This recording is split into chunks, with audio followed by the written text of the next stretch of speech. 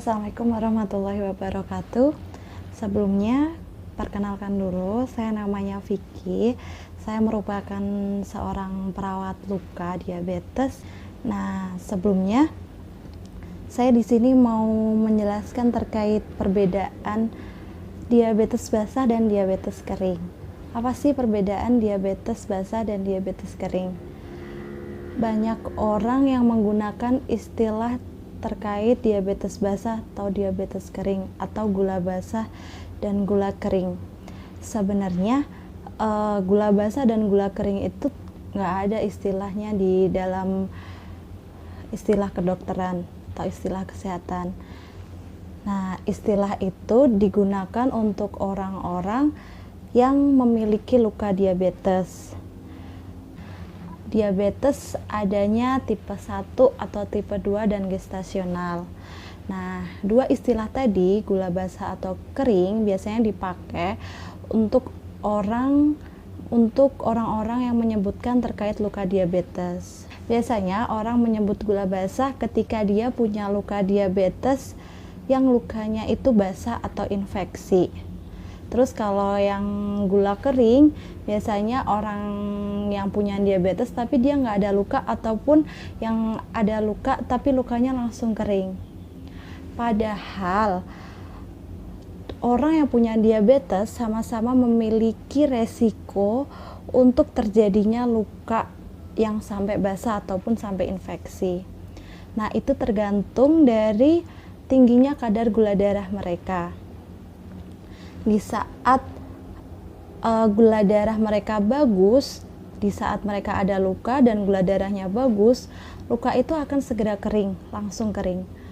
Tapi di saat dia ada luka, gula darahnya tinggi, yang biasanya dia luka langsung kering, luka itu lama-kelamaan akan menjadi infeksi karena gula darahnya tinggi. Kenapa seperti itu? Karena di saat gula darah mereka tinggi, jadinya aliran darah untuk ke kakinya itu dia susah gitu. Kenapa orang yang gula darahnya tinggi menyebabkan luka itu infeksi? Karena di saat gula darah tersebut tinggi, aliran darah seseorang menjadi terhambat. Makanya proses penyembuhan lukanya juga terhambat, yang menyebabkan luka tersebut menjadi infeksi. Nah, jadi sebenarnya istilah untuk gula basah ataupun gula kering nggak ada dalam istilah kedokteran. Adanya diabetes tipe 1, tipe 2, dan gestasional. Nah, diabetes tipe 1 sendiri itu biasanya dia karena genetik. Nah, dia muncul di saat masih anak-anak pun udah punya diabetes, masih kecil pun, masih bayi dia udah punya diabetes. Dia terkait genetiknya. Nah, kalau diabetes tipe 2 biasanya karena pola hidupnya dan pola makan. Jadi seseorang yang genetiknya nggak punya diabetes dari keturunannya nggak punya diabetes, tapi dia juga bisa beresiko terkena diabetes kalau pola hidup atau pola makannya tidak bagus. Dari makanannya sering makan junk food, makanan yang manis-manis, terus sering makan malam, atau sering minum minuman yang kayak boba, manis-manis. Nah, itu bisa menyebabkan terjadinya diabetes. Terus yang ketiga tadi yaitu diabetes gestasional.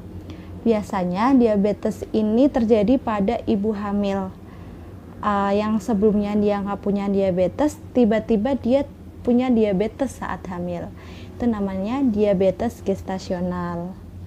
Nah, berikut terkait jenis-jenis diabetes dalam istilah medis, yaitu ada 3 tadi. Dan nggak ada istilah yang namanya gula basah ataupun gula kering. Semua orang diabetes memiliki risiko yang sama terjadinya luka yang infeksi.